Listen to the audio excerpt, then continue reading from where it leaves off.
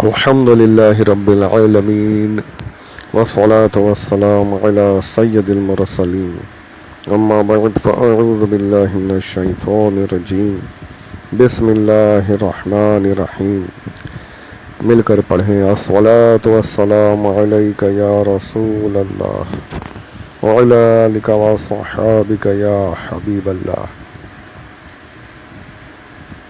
فتح مکہ، اس کے بعد حضور اکرم صلی اللہ علیہ وسلم آپ کی رحمت، عفو و درگزر کے واقعات، بلا شرط سب کو معاف کرنے کے واقعات آپ نے سنے.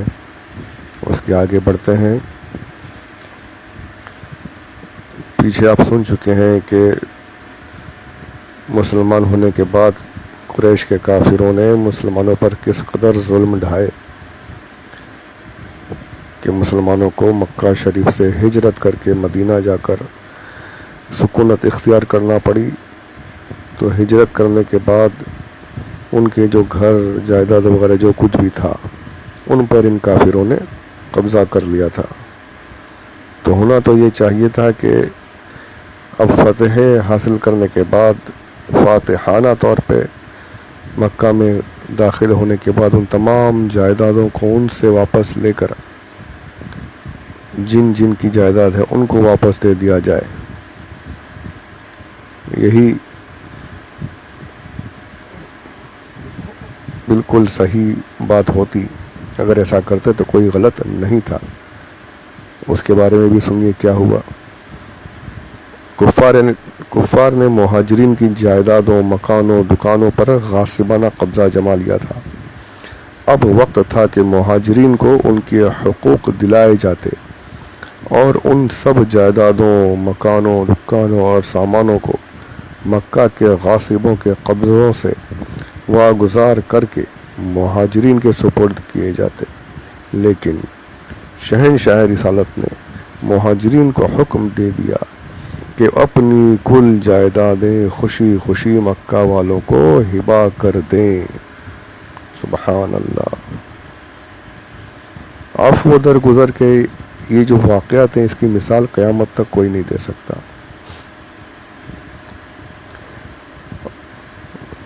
اللہ اکبر. اے اقوام عالم کی تاریخی داستانوں، بتاؤ کیا دنیا کے کسی فاتح کی کتاب زندگی میں کوئی ایسا حسین و زرعی ورق ہے، کوئی ایسا فاتح گزرا کہ جس نے اس طریقے سے فتح حاصل کی اور اس کے باوجود دشمنوں سے بدلہ لینے کے بجائے دشمنوں کے ساتھ عفو و درگزر کے معاملات فرمائے، سوائے معافی کے، بلا شرط معافی کے اور کچھ نہیں کیا. اور نتیجہ یہ ہوا کہ سارے کے سارے دشمن بھی جو تھے وہ بھی آغوش اسلام میں داخل ہو گئے.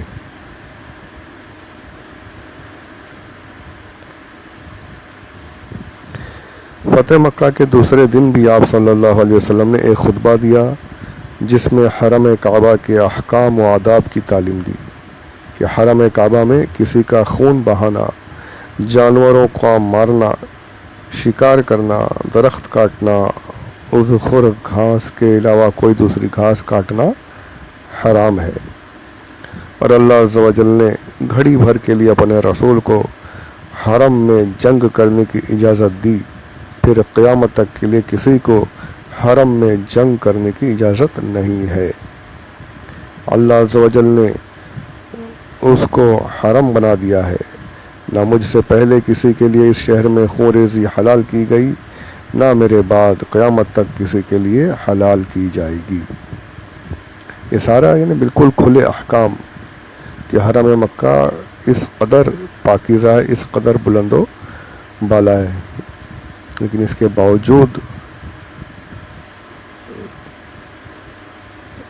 اسی حرم مکہ پر اپنے آپ کو مسلمان کہلانے والوں نے یہاں تک کہ کعبے تک پر پتھر برسائے منجنیق سے اور کعبے میں بھی آگ لگ گئی. بڑی عجیب یعنی کہ لوگوں کی سوچ ہو گئی. یہ کربلا کے بعد کے واقعات ہے، یزید کے حکم پر ہوا تھا. حضرت عبداللہ بن زبیر جو مکہ شریف میں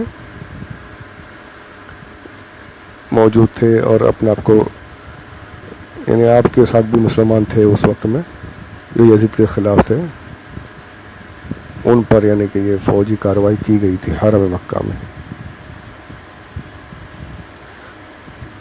تو یہاں پر سرکار صلی اللہ علیہ وسلم نے قیامت تک کے لیے حرم کے تعلق سے احکامات صادر فرمائے۔ اس کی تفصیلات دوسری اور کتابوں میں موجود ہیں، وہ مسائل تو وہاں پر دیکھے جا سکتے ہیں۔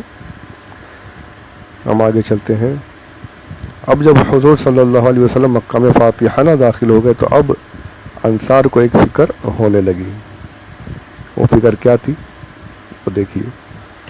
انصار نے قریش کے ساتھ جب رسول اللہ صلی اللہ علیہ وسلم کے اس کریمانہ حسن سلوک کو دیکھا اور حضور کچھ دنوں تک مکہ میں ٹھہر گئے تو انصار کو یہ خطرہ لاحق ہو گیا کہ شاید رسول اللہ صلی اللہ علیہ وسلم پر اپنی قوم اور اپنے وطن کی محبت غالب آ گئی ہے، کہیں ایسا نہ ہو کہ آپ مکہ میں اقامت فرما لیں اور ہم لوگ آپ سے دور ہو جائیں۔ جب حضور صلی اللہ علیہ وسلم کو انصار کے اس خیال کی اطلاع ہوئی تو آپ نے فرمایا کہ معاذ اللہ، اے انصار، اب تو ہماری زندگی اور وفات تمہارے ہی ساتھ ہے، سبحان اللہ، یعنی کہ اب تم کو نہیں چھوڑنے والا۔ تم نے اتنی ایسی حالت میں جب کوئی مجھے ساتھ نہیں دے رہا تھا، تم نے میرا ساتھ دیا، میں تمہیں آج چھوڑ دوں، یہ نہیں ہو سکتا۔ یہ سن کر فرط مسرت سے انصار کی آنکھوں سے آنسو جاری ہو گئے اور سب نے کہا کہ یا رسول اللہ، ہم لوگوں نے جو کچھ دل میں خیال کیا یا زبان سے کہا اس کا سبب آپ کی ذات مقدسہ کے ساتھ ہمارا جذبہ عشق ہے، کیونکہ آپ کی جدائی کا تصور ہمارے لیے ناقابل برداشت ہو رہا تھا۔ نماز کا وقت آیا تو حضور صلی اللہ علیہ وسلم نے حضرت بلال رضی اللہ عنہ کو حکم دیا کہ کعبے کی چھت پر چڑھ کر اذان دیں۔ یہ بھی کتنا یعنی کیسی شان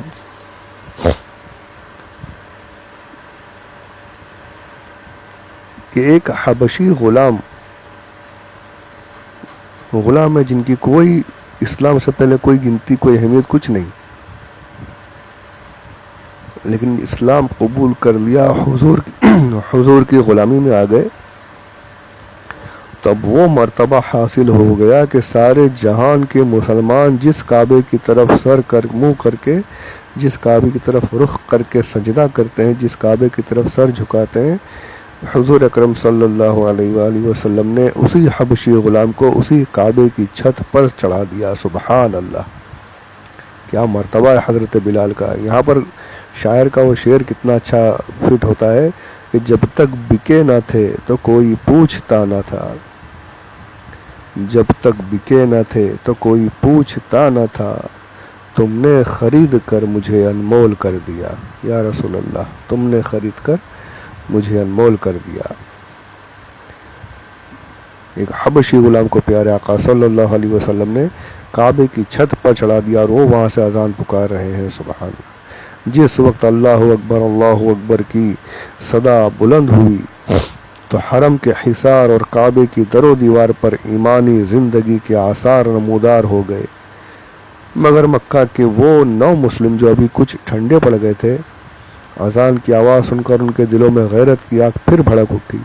چنانچہ روایت ہے کہ حضرت عتاب بن اسید نے کہا کہ خدا نے میرے باپ کی لاج رکھ لی کہ اس آواز کو سننے سے پہلے ہی اس کو دنیا سے اٹھا لیا۔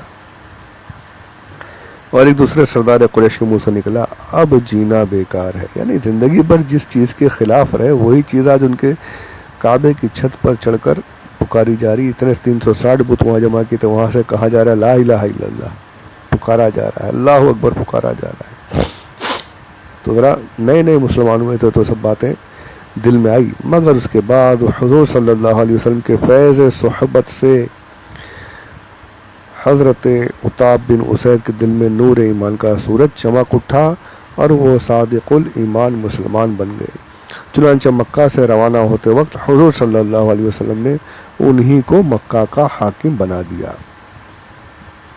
اس کے بعد حضور صلی اللہ علیہ وسلم کوہ صفا کی پہاڑی کے نیچے ایک بلند مقام پر بیٹھے، اور لوگ جوق در جوق، اب اتنے سارے مسلمان ہوئے ہیں تو اب جو طریقہ ہے اسلام قبول کرانے کا، اور اسلام تو لا چکے، اب حضور کی بیعت کا طریقہ تھا، لوگ آ کر آپ کے دست حق پرس پر اسلام کی بیعت کرنے لگے۔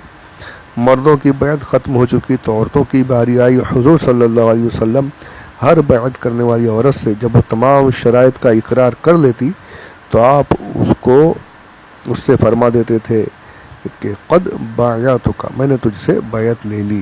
حضرت بی بی عائشہ کا بیان ہے کہ خدا کی قسم آپ کے ہاتھ نے بیعت کے وقت کسی عورت کے ہاتھ کو نہیں چھوا، صرف کلام ہی سے بیعت فرما لیتے تھے۔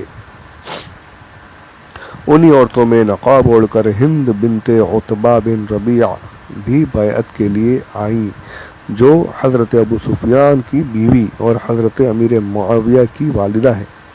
یہ وہی ہند ہیں جنہوں نے جنگ احد میں حضرت حمزہ کا شکم چاک کر کے ان کے جگر کو نکال کر چبا ڈالا تھا، اور ان کے کان ناک کو کاٹ کر اور آنکھ کو نکال کر ایک دھاگے میں پیرو کر گلے کا ہار بنایا تھا۔ جب یہ بیعت کے لیے آئی تو حضور صلی اللہ علیہ وسلم سے نہایت دلیری کے ساتھ گفتگو کی، یعنی بالکل پکڑ میں تھی، ابھی بھی ٹھنڈے نہیں ہوئے تھے ان کے جذبات، آ کر حضور سے بات کر رہی ہیں۔ حضور نے ارشاد فرمایا تم خدا کے ساتھ کسی کو شریک مت کرنا۔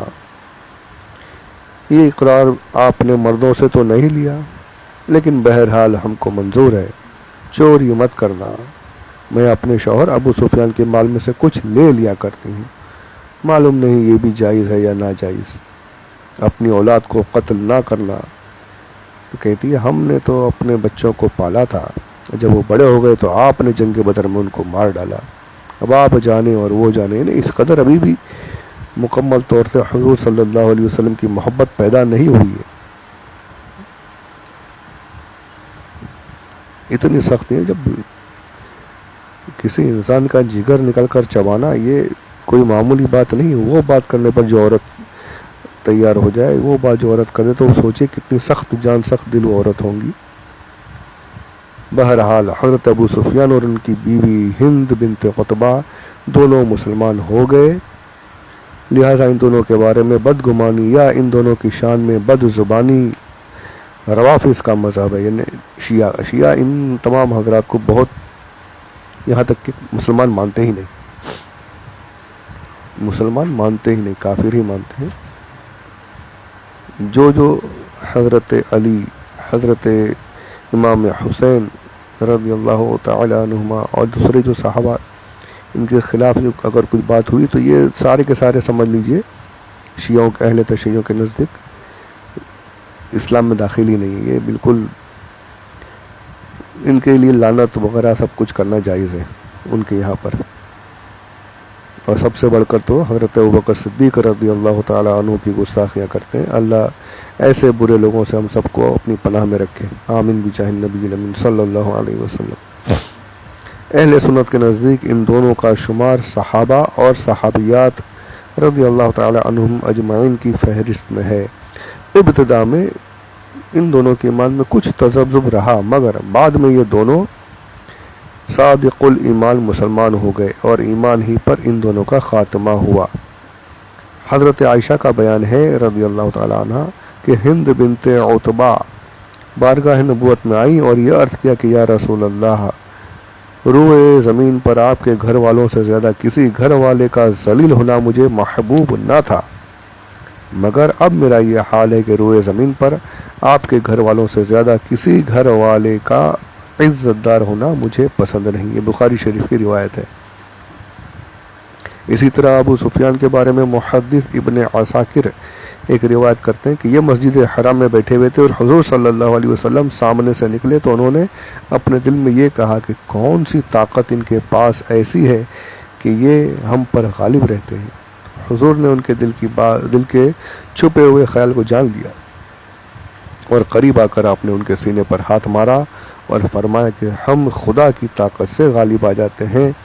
یہ سن کر انہوں نے بلند آواز سے کہا کہ میں شہادت دیتا ہوں کہ بے شک آپ اللہ کے رسول ہیں۔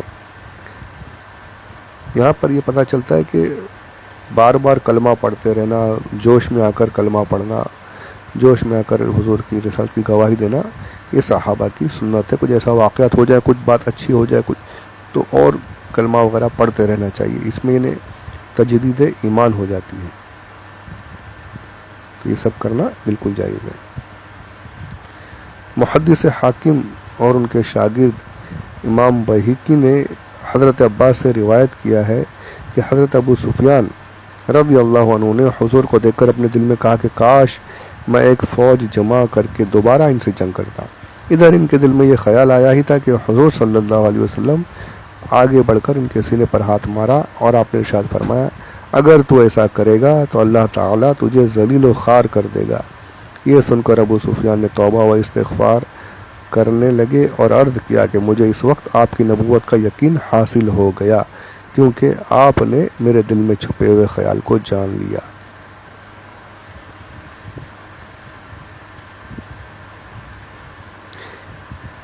یہ بھی روایت ہے کہ جب سب سے پہلے حضور صلی اللہ علیہ وسلم نے ان پر اسلام پیش فرمایا تھا تو انہوں نے کہا تھا کہ پھر میں اپنے معبود عزا کو کیا کروں گا؟ تو حضرت عمر نے فوراً جواب دیتے کہ تم عزا پر پاخانہ پھیر دینا، بتوں کی کوئی ویلیو نہیں، چلو پھینکو اس کو۔ چنانچہ حضور صلی اللہ علیہ وسلم نے جب عزا کو توڑنے کے لیے حضرت خالد بن ولید کو روانہ فرمایا تو ساتھ میں حضرت ابو سفیان کو بھی بھیجا اور انہوں نے اپنے ہاتھ سے اپنے معبود جس کو آپ پوجا کرتے تھے عزا کو توڑ ڈالا۔ یہ محمد بن اسحاق کی روایت ہے اور ابن حشام کی روایت ہے کہ حضرت علی نے عزا کو توڑا تھا۔ خیر، تو یہاں پر حضرت ابو سفیان کے بارے میں یہ عقیدہ رکھنا ہے کہ آپ صحابی ہیں، مسلمان ہیں، جو کچھ انہوں نے پہلے کہا، جو کچھ پہلے ہوا اسلام سے پہلے، وہ سب اسلام سے پہلے کی باتیں تھیں۔ اسلام قبول کرنے کے بعد ان کا وہی مرتبہ ہے، ان کی بیوی کا وہی مرتبہ ہے جو دوسرے صحابہ کا ہے۔ تو اللہ عز و جل صحیح عقیدوں پر قائم رکھے۔ اس کے بعد کے واقعات انشاءاللہ اگلے آڈیو میں سنیں گے۔ پروردگار یاد رکھنے، عمل کرنے اور مکمل سن کر دوسروں تک پہنچانے کی توفیق عطا فرمائے۔ اسے دوسروں تک پہنچائیے، آگے بڑھائیے۔ ہو سکتا ہے کہ آگے والا آپ سے زیادہ اس سے سن کر نفع اٹھائے، اور جو عمل کر لے گا، جو کچھ یاد کر لے گا، جو کچھ سیکھ لے گا، آپ کو بھی اس کا ثواب ملتا رہے گا، انشاءاللہ ہمیشہ ملتا رہے گا۔ پروردگار ہماری اس کوشش کو قبول فرمائے، آمین بجاہ النبی الامین صلی اللہ علیہ وسلم۔ وما علینا الا البلاغ المبین۔